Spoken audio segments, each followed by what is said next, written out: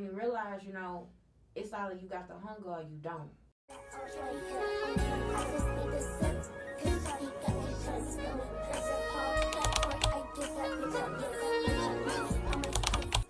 Hey, it's Teddy on the podcast She-nanigans. I'm here with my two guest speakers. I'm going to let them introduce themselves. Hey y'all, it's Coco Christine. Thank you so much for letting me be here, Teddy. What's up, y'all? It's B for Brandon, the actor. And I'm happy to be here. TSU, you know. Okay. Gotta represent. I be representing. Here y'all go. All right, let's get into it. On today's episode, it will be me versus we. Okay, So I want to tie into some interpersonal questions and maybe a few relationship type of topics. Okay. We can give it a go. So I want to start off, you guys. Can you be with someone that's making $40K or less salary? I'm going to go with the unpopular opinion, and I'm going to say yes. Because when I look for a partner, I have what it takes to motivate you to make six figures. I just need you to have the heart, and the soul to be a good person. Like, do you have a good heart? Are you a follower of Christ? Are you truly into me? Do you want more from me? Do we mesh up well? If you're making $40,000, do you take care of yourself? That's fine. Because I don't need you to buy me Gucci, Louis, Prada. We'll get there. I can motivate you to that status. If that's what we decide we want. But, I agree. I always say, instead of finding riches in money, find riches in their heart. Because in their heart, you're going to have the love, you're going to have the comfort, you're going to have the care, you're going to have the support. All that, the money will come after that. The success will come after that. When y'all become one, you become a team, you can't be stopped. That part. So it's always start with the heart. Because if the heart right, everything else gonna flow right. But if the heart is wrong and bad, it ain't gonna flow right. Right. You know what I mean? And the team gonna dismount. So I would have to say,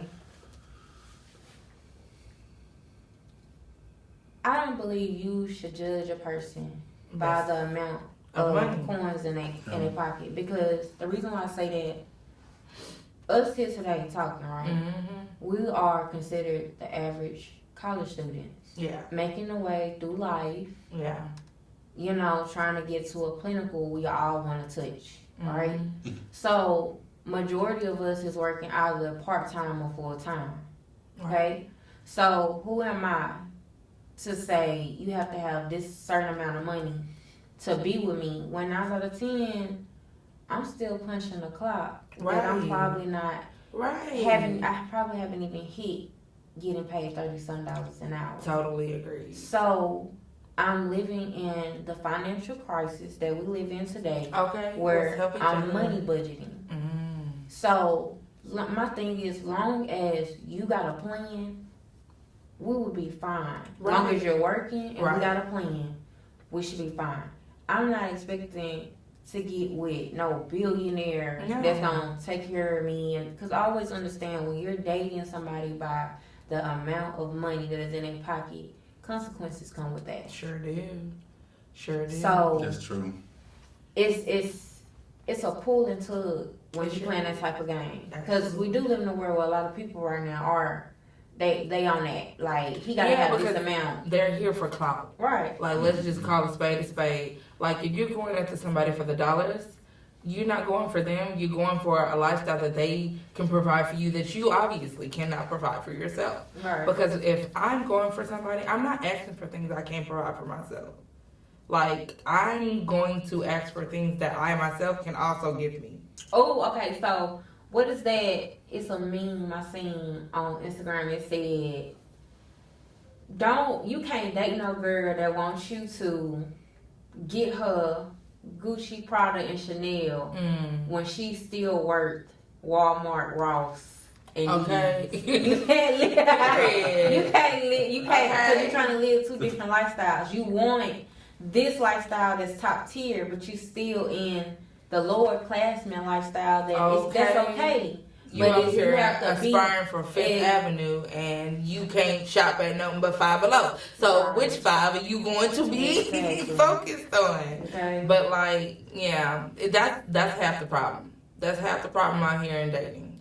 Because like, don't jump on my back trying to get a lifestyle, because men and females do this. We need to make sure we shed light on that. That's this true. is not just a women do that or men do. No. This is a tactic that leads. No, because I'm keeping it a book with y'all. Okay. Because, you know, we are in college. And, Okay. You know, some people still trying to get themselves together. Yes. You know, you be seeing guys. Right. Even I know about a man that went and got him a high end. You gotta go by his What personality. is it? Like a guy that went and got him a Burberry jacket and Child, you got Burberry. We gotta talk about your taste. Got on a Burberry jacket with 2002 New Edition Nikes on. You get what I'm saying? It's like you're balancing trying to be top tier, while you still got low class. It doesn't match up. Right, it's like which one are you? But I think that tells you something about a person. Like that's why you have to pay attention. Wait, but then this what gets me. You will have all that on, and then when you get to know this person, they still under their mama's roof. So where did being under your mama roof? Ain't nothing wrong with that. But wait. How are you operating under your mama roof? No, you're not gonna date me and have on a Burberry and you still up under your mama roof. No, because I'm trying to understand financially where your head is at. Yeah, like, are you saving? Are you saving this money? Where do you lie financially? But I don't know. Sometimes you can pair up and make each other better. You got a job. That's a pro. Right. That's a pro. I want to say, on both ends, it could be trouble with the person who have money and the person who don't. The person who have money could, I'll buy you whatever you want, but I'm going to control you. Right. And I've seen it happen. You know I've seen it happen. They're gonna rub everything in your face once y'all get into it. Right. What about that Gucci purse I brought you, or the Louis luggage I brought? You know, I've played that position, and I know that's something accountability that I've had to take. But like an ex of mine, he didn't have much. He was going through, and I still decided to take that on, thinking I could motivate and love him through that. But once resentment started setting in, and it was taking too long, and it was getting frustrated, then I turned into a monster. Like as far as like when he would go places or do things, I would throw the things that I'd done for him back in his face during arguments, and like that's not healthy. That's something I had to overcome. However, I took on you having less than me, but at what cost? I learned a lot about myself in that process as well. Because just because I took him on because he had less didn't make me a hero, because I wasn't looking at his pocketbook. But what did I in turn do later down the line because I wasn't intact like with who I turned into after the resentment? Because like, you want to date somebody, if you date somebody who makes less than $40K, how long is that going to last where you're going to be okay? You know what I mean? Are they on a time limit? Okay. Are they on a time limit? Like, Okay. you can start off at $40K, but I need you to start getting to 60 within the first year. I need you to get into 80 within the second year. And that's okay. That's the thing. It's different strokes for different folks, okay? Because I've had the situations where before the relationship I'm in, I dealt with somebody that when we got together, we worked at the same job, same amount of pay, right? Yeah. Okay. I'm a person, I'm not gonna lie to you, all my life, I've always had a hustle for something. Same. Okay, when I say all my life, since being a mini-me, since elementary, Same. I was a girl in a schoolhouse that was selling you them different snacks. She said, I was born this way. Yeah, What do you mean? so it's like now, when I got into that relationship or whatever, I always kept a job. I started to realize this person couldn't keep no job. Same. So I would push to like, hey, let me help you, or I'm a and it made me realize, it's either you got the hunger or you don't. Yeah. But I'm not going to push are they on to the keep that side? financial in your pocket because in a relationship y'all work hand in hand. I shouldn't have to feel. But I shouldn't be working both sides. I can't do you and me. And then Right. Go ahead. I was gonna say earlier. That's what I was getting at. Even with the people who make less, it can go either way. You got the one that have the good heart. They're gonna do right by you. Be there, support, love, comfort, gonna help you build the dream. You know what I'm saying? But then you got the other one, they just want to bank off of what you giving, what you're doing. I'm just gonna stay here at the house. The house ain't clean. Right, they're okay with mediocrity. You know what I mean? Like, they okay with doing whatever, and then they out doing whatever they want to do, but yet you're still out working hard to pay the bills. Right. Keep the food in the house. Because I went through that, it was that, and I had to go. I couldn't do it. Talking about you benefiting not from my hard work, but you're not putting in. Like, we have to be able to support this together. That's why I say, long as you got a plan, long as you got something going and you got a plan, that's what matters. But then also, that's where that heart comes into play, because somebody with heart, somebody with morals, somebody who is really into you and respects you, like the relationship I'm in now, they're not gonna do that. Right. Like the last one, they see you, they don't have much, but you take them on, they see dollar sign, they see an opportunity. They don't see that's an opportunity for you to uplift and pull me up. Instead of, we can do this together. Because I know I have the gift within me. I got the gift of God where I can speak life into my black man. And as long as he's speaking life into me as well by supporting me through my endeavors. And we push each other up and we pray. Even when we're not seeing eye to eye, I pray. I'm praying all the time for my man. And the vice versa. At least he better. At least he better. Okay. If you hear this. No. Okay, so I want to touch on this, okay? Is there a such thing as, well, not a such thing, or what is happiness or contentment? Is there such thing as you being in a place where it could be relationship-wise or it could be just with yourself, the such thing as being in a place of happiness or contentment? Can you tell the difference? Well, contentment sounds like settlement. Basically. It's basically like, this is good enough. and I think contentment is pretty much like what you said, settling, but it's like you're putting your foot down. Because I go back to Monica contentment song, or comedian. I think that's his title wrong. Oh, sorry, Monica. I love me some Monica. But it's like you're putting your foot down, and it's like you had enough, and it's like you just saying, "Look, this is all I wanted." You know what I mean? This is all I wanted, and I'm laying these out what I wanted. Can I get that? I'm not asking for much. Sure. You know what I mean? Some people it don't take a lot to make you happy. Contentment's cool for you. Now, I will say, happiness is someone who's single. Because no. There are more to it. Okay. It's not just them being single. It's if you choose to be single. Alright. Everybody don't want to be in a relationship. Everybody happy with their space. Right. You know what I mean? You're not tied down to someone else, because once you're in a relationship, it's almost as if not everything, but almost everything you do depends on them too.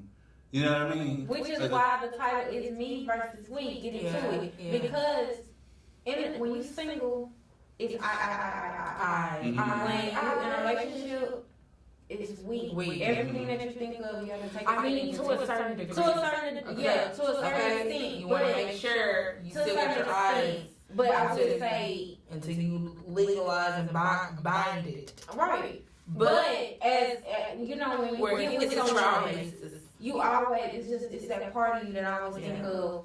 Let me think of them. Mm-hmm. You know, like I'm about to stop at the store and give me something to eat. Let me call and see. Yeah, like you could be down. I got me something. Oh, but I see his favorite things on Yeah. Facebook. Let me But- get this. Or I'm out with But calling see- girls, let me check in to see and let him know what's going on. So- So you don't feel neglected. Someone that's single, that chooses to be single, they chooses to take themselves out to eat. They choose to take themselves to the movies by themselves. Right. They choose to move to their rhythm.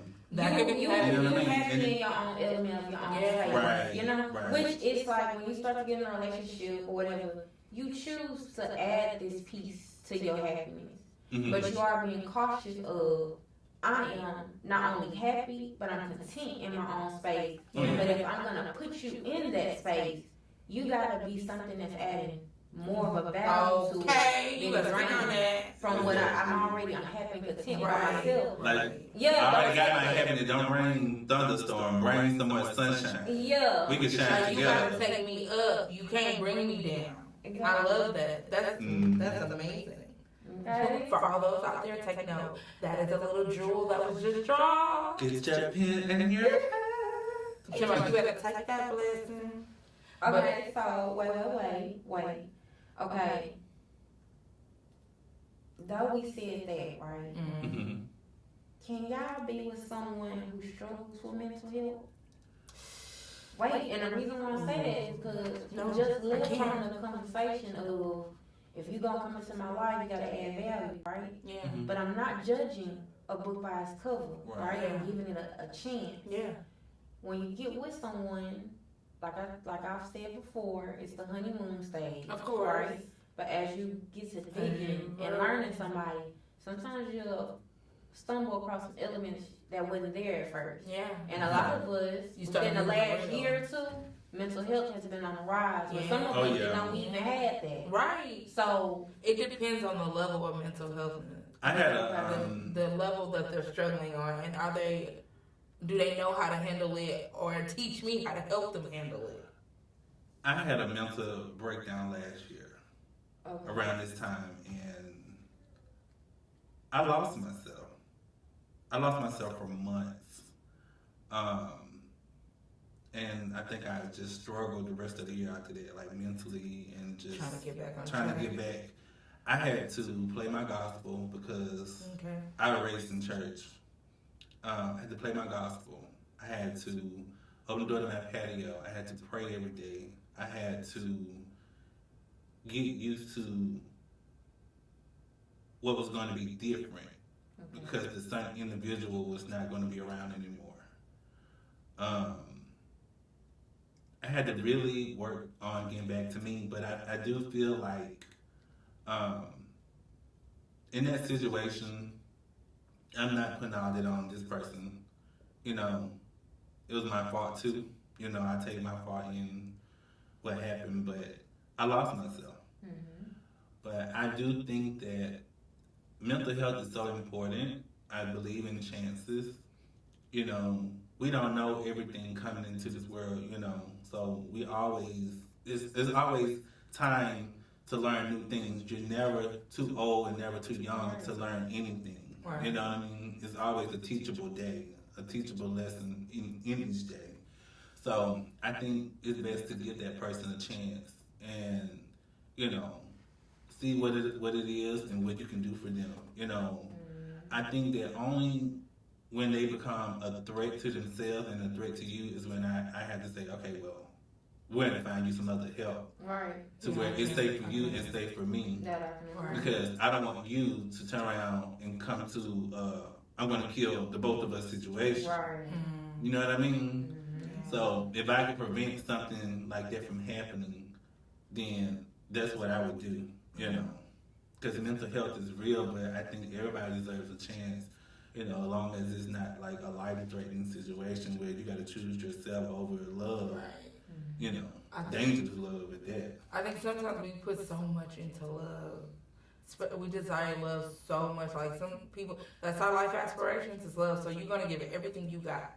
But I've dated someone and like they have mental health issues, and I was like, it's fine. I love you. We're in love. We're in this together. I'll work you through this.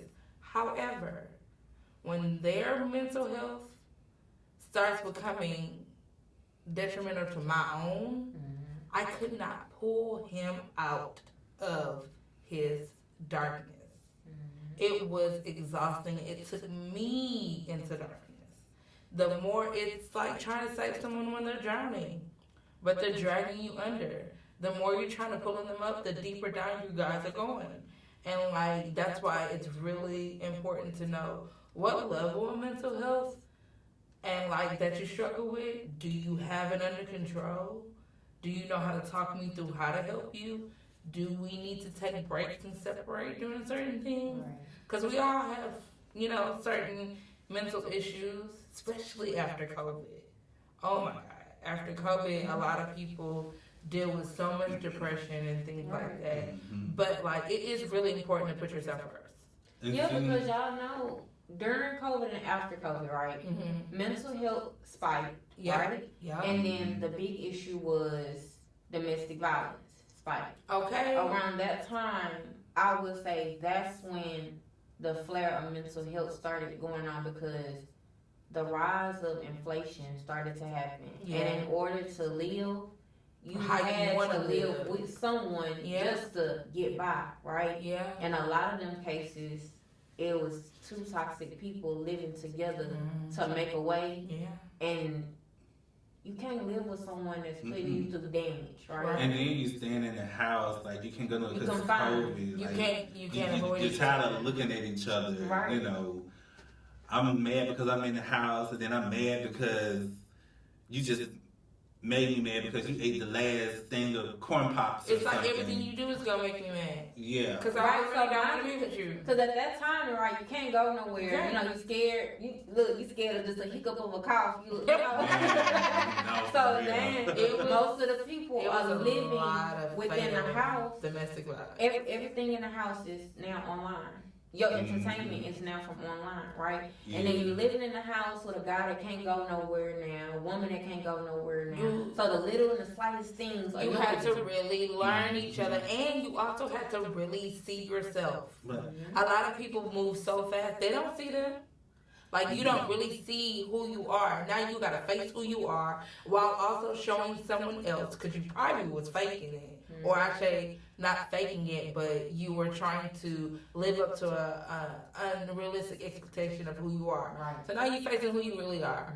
And now he's learning who you really are. And y'all gotta rekindle a new relationship, and you realize, I don't like him. yeah. I don't even like me. But what I was saying earlier about my mental breakdown, I was telling that story because mental health is so important. It is. And the situation, it was a friend, we got into it. I don't know how our situation came to be what it was. Yeah, it's But- really toxic. Yeah, and it was just that their energy was in my house and I had them over a lot. So Yeah. I had to clear that to get back to myself. Right. But I had to take ownership on what I did wrong in the friendship, because you can't put the blame on the other person unless it was just their fault. You got to take accountability to yourself too. Right. And that's part of being honest with self. That's part of being real. You know what I mean? Absolutely. Being real is not just pointing the finger. Being real is saying, hey, if I messed up in the relationship, I'm going to go ahead and point that out. I'm going to see what I fixed in that friendship. You know what I mean? Right. Yeah. So I think mental health is so important because just when we seem like we're fine and something happens, it's a problem. Oh my goodness. Life be life in. Life be life, man. There was we had like big arguments and there was threats being made and stuff like that, and I'm just like, I don't need all this. They don't need all this. They don't deserve what I was giving to them. Same. You know what I mean? So, and like, we don't have to deal with each other. You know what I mean? But like I said, Or we're not good for each other right now. Like, yeah, like, there's other people you can be friends with. You know what I mean? yeah, but that's sometimes really hard to decide for yourself, because a lot of times it's hard to let go. It is so hard to let go, but choosing yourself and being able to progress in that mental struggle, that mental health struggle. It's a lot. It's a I lot. was dealing with I was actually struggling to pay my bills. I was working 14-15 hour shifts while going to school full time. You was getting hit with all the doings. Yes, battling the loss of my dad. It was just so much. And when me and his friend got into it, I was just like, you know what? I got all this going on. I don't need this. Yeah. You know, if it's better that we just don't be cool, better that we just don't be friends, then hey, we just don't need to be friends. But hey, however, I do wish you well, sincerely.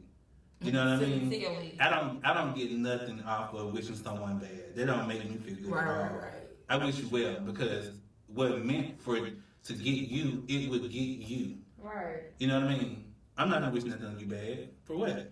You know what be like, what gets me though, when you let a friendship go, or just period with this person is see, right? Mm-hmm. See, people can't take when you dish out positivity more than, because you know we all expect negativity, right? So like when you get into it with someone, a person is just like they ready for you to be like, I hate you, I don't want you, da da da. You know, but see when you send me, because I'm a person that's done this before, because I've sent out a farewell message to a friend.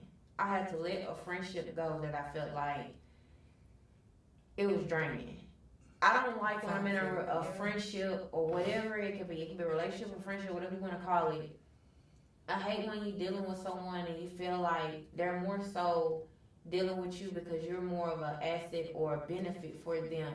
But then when you stop and you take a second and you realize, well, what am I gaining from this? That's the takers versus the takers versus the givers. Yes. You gotta make sure do you have a healthy balance in all relationships? That's not just boyfriend girlfriend, friendships as well. Yeah, because look, family as well. I didn't been that friend you can call and you needed to cry on the phone too. You needed advice. You know, I'm that friend that came and scooped you up when you need to get outside, away from whatever you're dealing with. I done gave you somewhere to lay when you lost your house. You needed somewhere to stay. But then I also had to realize I'm giving so much to help you. Whenever I needed something, you wasn't the person I could call.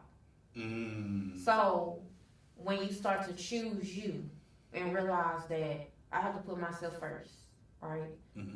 I chose to, instead of being negative and being like, well, you know what? F you and whoop, you know, let me send you this farewell message.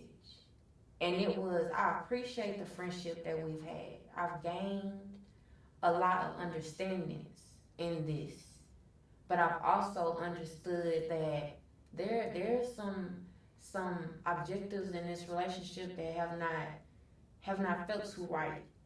And instead of feeling like I'm a person that hates to repeat myself. Once I say something one time, I feel like that's enough. If I gotta keep saying it, then I feel like at this point you playing with me. At some point, horns are gonna be growing out of my head. Yeah. So after I sent that message, it's like, and then I said, I wish you well. I appreciate what I've gained from this relationship. I also appreciate what you have made me realize mentally about myself. And I wish you nothing but the best. When you send stuff like that, a person will be reading and they be stuck because they're trying to figure out, what do you say to someone? Because I think a lot of people get caught up on whether they are the problem or they are like did they cause that? Like, are they the monster in that? Or are they the victim? Like, everybody wants to be like the good guy. Yeah. They don't want to be the bad guy. So by you sending something like that, it's like, well, ain't the son of a... does that make me the bad guy? So I was the problem? And I don't think a lot of people can face being the problem. And sometimes... you got to understand that sometimes you will be the problem. Exactly. I was going to say, too, and sometimes they may be doing something they don't know that they're doing. But if you already giving chances to these people, you already talked about it, and you got to send out that farewell message, it's going to be a farewell because I already told you twice. Which tie in to why I said, do you pick happiness or contentment? I'ma always pick my happiness over anything, regardless if it's a friendship or it's a relationship. Because at the end of the day, anything that comes into your life is supposed to be a gain, never a drain. If it's gonna drain me, then you stay where you at. It's okay if cause I will tell you this, to give you an example. Coming to TSU, I'm a transfer student. I ain't know nobody. I will tell you this, when, especially as a transfer student, I feel like creating friendships is the hardest for transfer students because when you come here, everybody's already clicked up, as in either they went to high school together and a lot of them transferred here and they know each other. A lot of them grew up with each other. Another of them know them from a friend. But then when you're a transfer student and you coming directly to a school you don't know nothing about, you don't know none of these people here. A lot of these people be like, you can ask one question. I know I done stopped a couple people because I ain't know what a student center well, financial aid office. I feel the same way. I was so shy. I know, I just said, you know, look, when you don't know nobody, you know, you come off soft voices sometimes. And I know I done stopped a couple of people to ask something. People done walk right past me and say nothing. Didn't want to answer my question or nothing. So then you get to a point where you like, it's cool. I be alone. I thug it out by myself. Everything about here, you know. So then when you find genuine people, right? You start to cherish the relationship where you like, hey, they actually good people. Like I actually say I can go to them and it's number of fun time, good time, it's happiness. I'm learning something from them. You know, like that's why I say anything in life is supposed to be a game. I should never feel like the last thing I want to do is ever become friends with somebody where I feel like I gotta do stuff to impress you. I got to I can't be my genuine self. You know, I want to say something. So, and that when I tell you this question here is so true. I had another friend who, a lot of time, we celebrate their birthday going to Florida on beach trips. I can't even talk with braces in my mouth, but beach trips. And so. Pronunciation. My birthday, April. You know, I get it. We're in school and work, you know, going to work or whatever, you know. But when did this friend ever get me anything for my birthday? But yeah, I invested so much money and time that I didn't have in your birthday every year. And I had to cut this friend off. I just stopped talking, you know. I could have sent a farewell message, but I just stopped calling. The one time I borrowed money from them, $20. They have money. I got $20 in coins and dollars. But I had to pay you your money back the way people would want to be paid. Yeah. You know what I mean? But I think the thing that topped all of it was, because I haven't seen this friend in years. They learned of me losing my dad, and they got my phone number from someone else. Never proceeded to call. And I was just like, on a one-sided friendship. What have I ever done to you? You know what I mean? Or you invited me to a pool party because you didn't want to be the only black person there. You know what I mean? That's crazy. And I'm always the friend that just be there in support. You know what I mean? Yeah. I don't ask for much. Audacity. For damn sure. Like, the audacity. Some people come off really selfish. And they take, that's those takers that just keep taking. They just, and pour into themselves, and then your cup is empty. And then you have to sit there and figure out, how can I pour back into myself and replenish? Hopefully you're one of those people who know how to replenish yourself. To where I do now. People keep coming with their cups taken out of you. And at some point, you got to put a lid on it. Well, see, I also learned over the period of years, everybody don't know how to be a friend.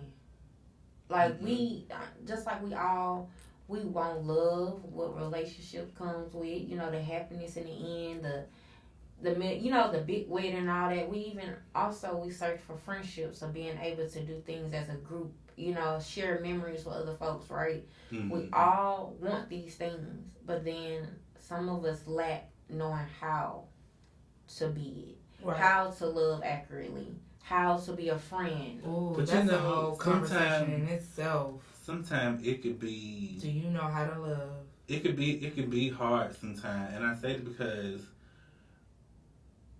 like me, I grew up where I had some periods where I was bullied. Oh yeah.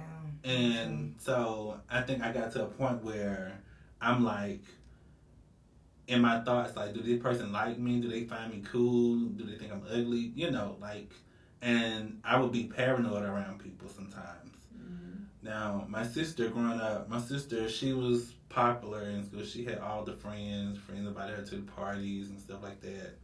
And I go to the parties, because my sister know all these people. If I end up at a party, I was invited to nobody's party, because I didn't have that many friends, and so a lot of time I was more private, and I think I was, I guess, okay being at home because of some of the things I went through with people, like what I felt like people thought of me. Right. At the time, I think I was just okay with being at home, but my sister be like, hey, you want to go to the party with us? I'll go, and get out the house and have some fun, But when it comes down to, like, me being popular in school, I was not the popular one. I was more like the one people thought of, like, oh, he's gay, oh, he's this, or he's that, or they just didn't find me, somebody to be cool around or whatever. People love to pick on what's different. Yeah. Oh, out of their own norm, so. Mm-hmm. But I don't think I really gave anything. And, like, I have this insecurity about me where I hate the sound of my voice when I talk, when I sing. So, when I hear this back, I'm going to be like, yeah. But, it's all good, though. I've learned to get to a place where I love who I am. Because I say God made us all different. God made us all unique. Shout out to G.O.D. Maybe this voice is what he wanted me to have. And I'm cool with whatever God wanted me to have, because what you don't like, somebody else do. Mm-hmm. Okay. You know what I mean? And we usually are our own worst critic. We are our own worst critic. And then when you have people that are jealous of you, I'm not going to say for no reason, but in our mind, for no reason that makes sense. Like, cause we like, why they jealous of me? Probably because they see something that you don't see in yourself. But it could be. That's usually the case. It could be, like, for an example, it could be my voice. Oh, everybody love him. Everybody love his voice. Like, the one thing you insecure about, somebody else jealous of you about. Mm-hmm. You know what I mean? Okay, wait, because that's what I'm going to ask y'all. How do you deal with rejection? When I say rejection, it's not relating to relationship. Rejection is a person may reject a friendship because of jealousy. Yeah. You know what I'm saying? There's some people that, like, what is it that they won't even say it, but some people envy something about you so much because they might want that themselves for themselves. When I learn of something like that, I just dust my shoulder off and keep it moving. Like, thank you. I didn't feel that good about myself today, but since you do, thank you. I feel better now. I think, I ain't gonna lie, okay, because we all done walk different paths of life and went through different scenarios and different things, right? Mm-hmm. So, I feel like I've been so mature growing up all my life, so it's like when I run into cases like that, see, like, for instance, I'm now grown. I'm in college, and the biggest thing they say here is get to know people. Oh, it's so tough, right? And so maybe because I have such that mind frame, because I've always had to have thick skin around folks, Mm-hmm. So it's like now when you in a setting like this, and they like get to know folks, and some of the people that still here still so childish minded. Oh my God. I be like, I be in that head frame like, I don't want to talk to these people. Like, right. I really do come off like or that. Like, they ain't know my level of worth for me talking to them. And I think it's because of different stuff maybe I didn't went through growing up with people.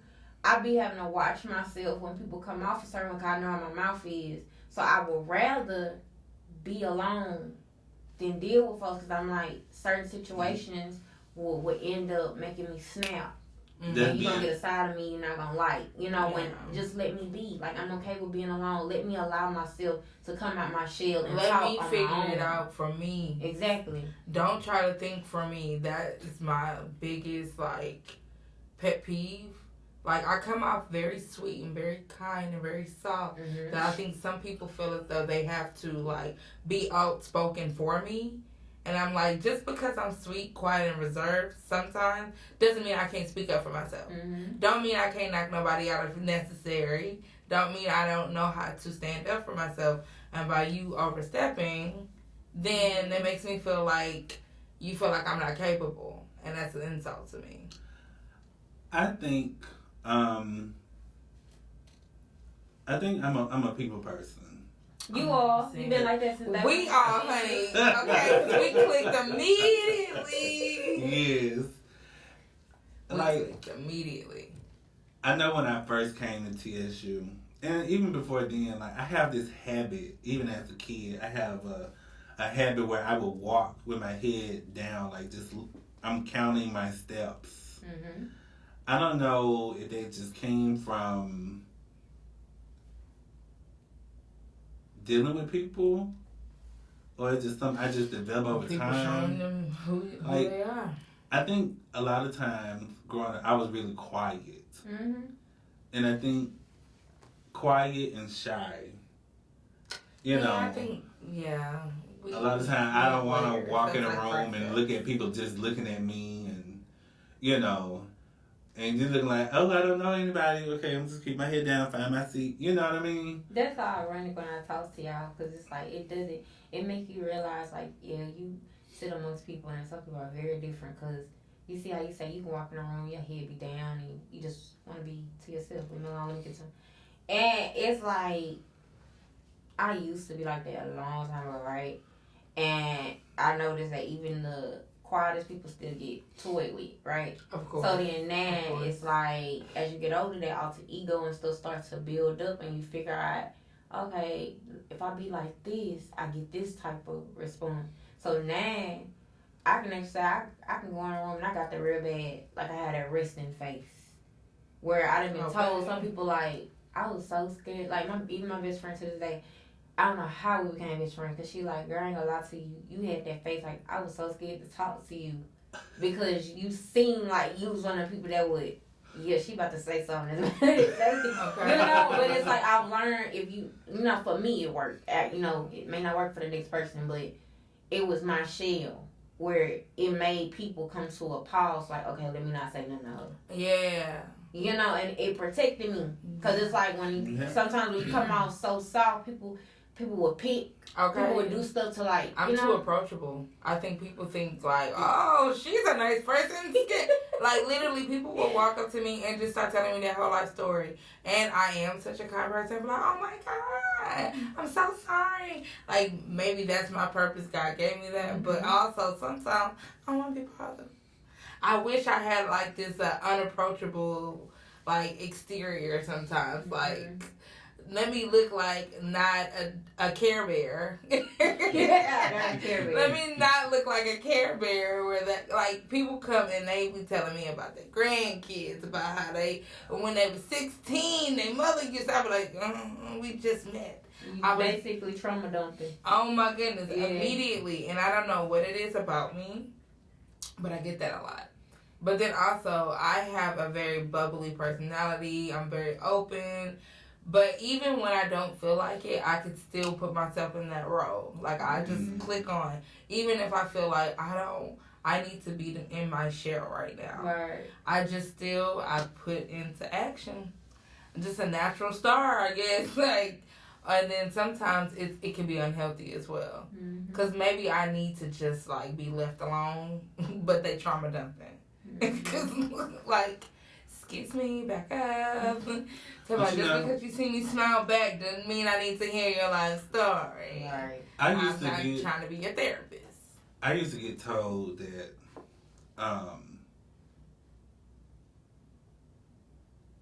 I wore my emotions on my sleeve, but also that I had my wall up. And I was like, it's like I heard them, but I was in my head, I was like, but I can't be fake about how I feel. You know, if I'm in a good mood, I'm going to be that. But if I'm sad, I'm down, I'm going to be that too. You know, but I get where they were coming from because at this point I was working like my second job ever. And I would go to work, I would be ducked off to myself doing my job. And I was working at Target. Working at Target, they had me over in the aisle of the bath stuff. So a lot of time I buried myself on the aisles with the towels because they was like tall shelves, right? So a lot of time I buried myself over there because I was just not in the mood. And a lot of time I would be real snappy if someone kept poking the bear. And that's why today's episode really targeted me versus we. If you didn't understand the concept, why I named it that is because before you can ever put a we to anything, you know a W is nothing but an upside M, right? That's all. So you always versus think of yourself we. first before you think of others. Once you done put so much of time and energy into yourself, you're able to progress to the next step of thinking of somebody else.